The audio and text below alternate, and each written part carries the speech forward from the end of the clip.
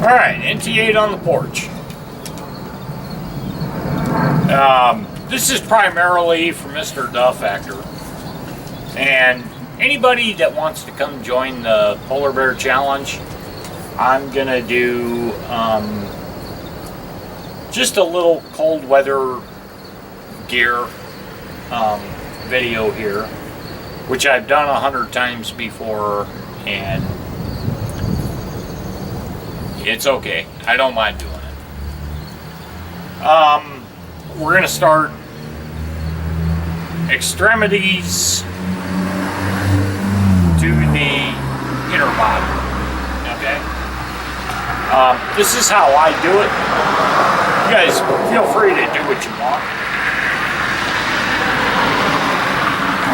I wear a pair of anklets.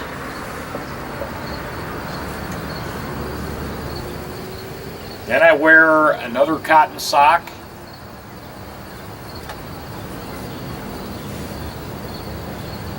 Then I wear a thermal layer. These are wool. Not that expensive.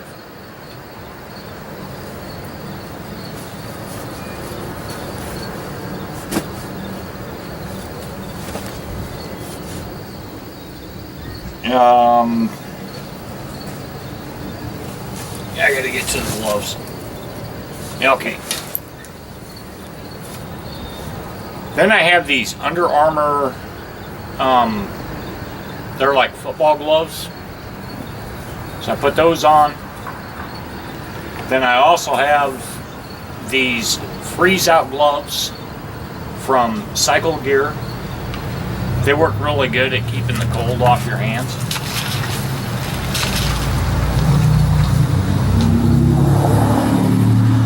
Now this is for super cold, like below freezing temperatures. Whatever. So I put those on over the top, and they have a special finish on the top that keeps the cold from penetrating. But the entire thing is layers. Unless you would have a saying, shit. Okay. You know what I mean? Why even take a chance? Then on top of that, depending upon what the temp is out, I have these ice armor gloves. These are good down to about 10 degrees Fahrenheit. They also have a pocket in here where if you need be, you can put a hot pocket in there. It keeps the top of your hand warm. On my BMW and my KLR, I had on the KLR I installed the heated grip. Would you quit? On the BMW they came standard. When I go Sub-Zero, then I go to the mittens, ice armor once again. You can find them at Cabela's, you can find them at Bass Pro Shops. They're really not that expensive, like around 50 bucks. They do a great job.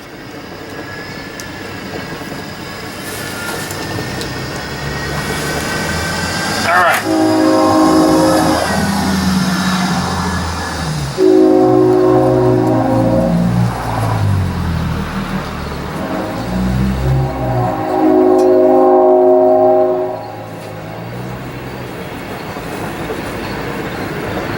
The other thing that works really good for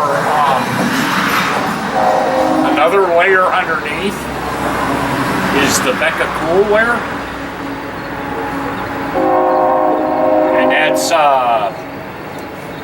Old Fart on a Motorbike. This stuff is really good stuff. If you can get this in a one piece, it really works well for keeping all your body heat in the first layer. Then the other thing is this Under Armour base layer, base 2.0,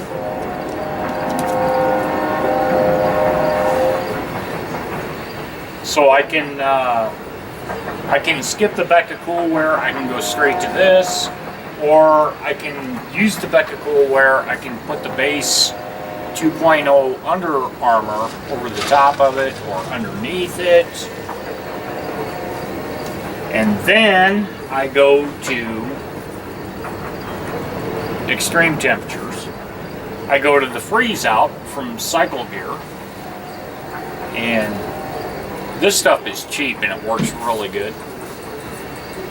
So you got the long underwear, underpants there. Then they have the freeze out top.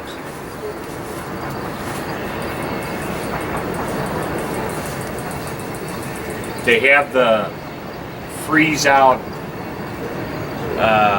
balaclava, and before I even go to this, I've already got the Under Armour 2.0 base layer balaclava on. And then if it's really cold, I'll add this.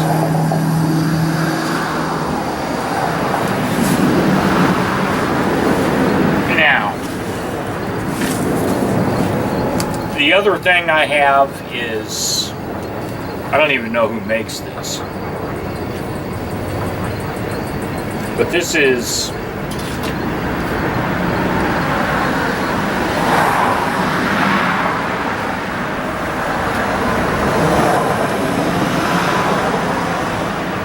a fleece hoodie. Doesn't work good in the helmet at all. However, it does work good for neck protection, because if you don't protect your neck, you're going to get cold. Your head's going to get cold. So what I normally do is throw that on, then I throw my balaclavas on, and then I put my helmet on. And this keeps my neck really warm. There's no issue there. And you can pick these up at even a convenience store, because it does the balaclava thing, it does the neck thing, and you can also tighten it up and carry it and use it like a bag. It's just a wonderful, wonderful thing.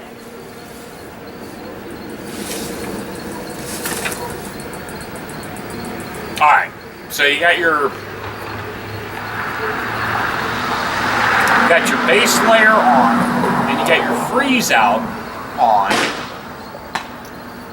and then you can wear, say, a sweatpants, sweatshirt, anything, whatever it takes to add one additional layer, which is what I have on with my Revit gear right now. I've got my outer Revit, I've got my waterproof liner, then on top of that, or underneath that, I have the thermal layer, and then pair of jeans, pair of sweatpants, then the freeze out gear, then the Under Armour. It's pretty simple. It's not bad. For my upper body, I have the same situation, but I normally add just a basic sweater. What is this made of?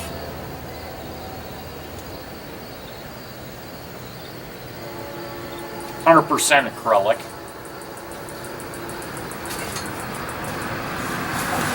And then I have a jacket like this that, like I said, has a thermal liner,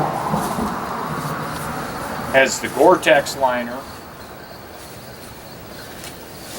right there. Then it has, you know, the normal jacket. And pretty much that's all I wear.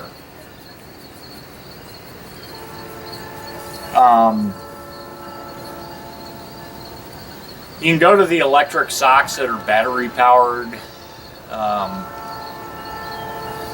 My toes are my biggest thing because I just can't seem to keep them warm enough. But outside of putting battery or electric powered boot soles in, I don't see any way to do that. But if you can run an hour and let your feet get cold and then pull in somewhere and then warm your feet up, you'll be fine.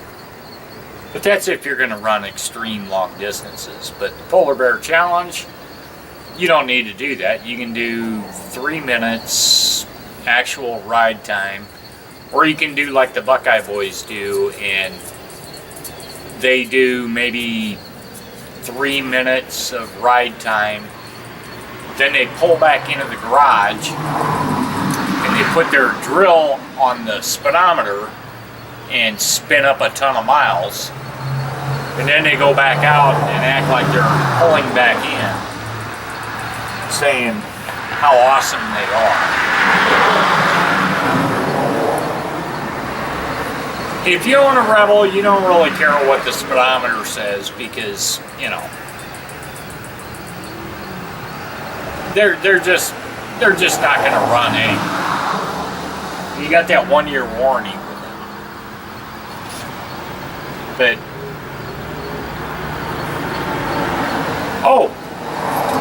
the other thing that works really well is to take a can of this is my favorite, Old Spice Pure Sport High Endurance. And this comes out as a powder. Spray your feet down with this. Spray your feet down. And it keeps your feet from perspiring, especially around your toes and in between your toes. And then your feet won't get quite so cold because they won't sweat. It works really good. Now, the other thing on the PVC, you really need a helmet with a dual pane shield. This has 2 panes, and when you're riding in the great white with sun, you need a tinted shield. Okay? It won't fog up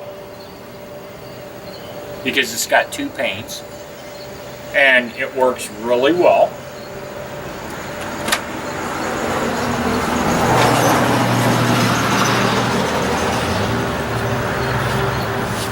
And then for extreme serious conditions that only the great NT8 rides in,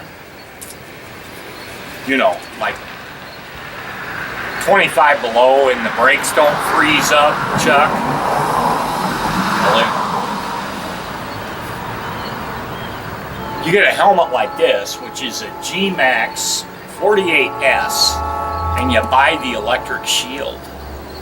And then it heats up, it's a dual pane shield, and it heats up, and there's no way you can get foggy.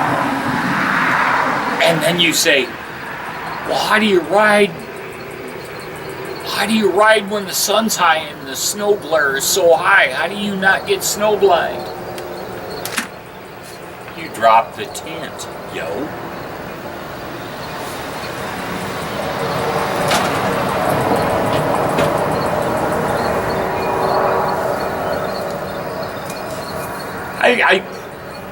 I don't know what to tell you.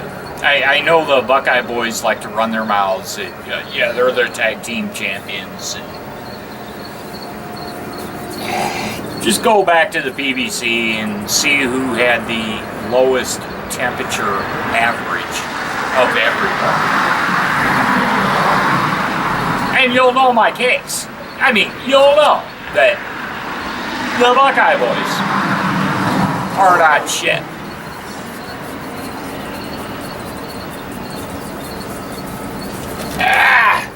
Just makes my head itch when I think of them fucking guys.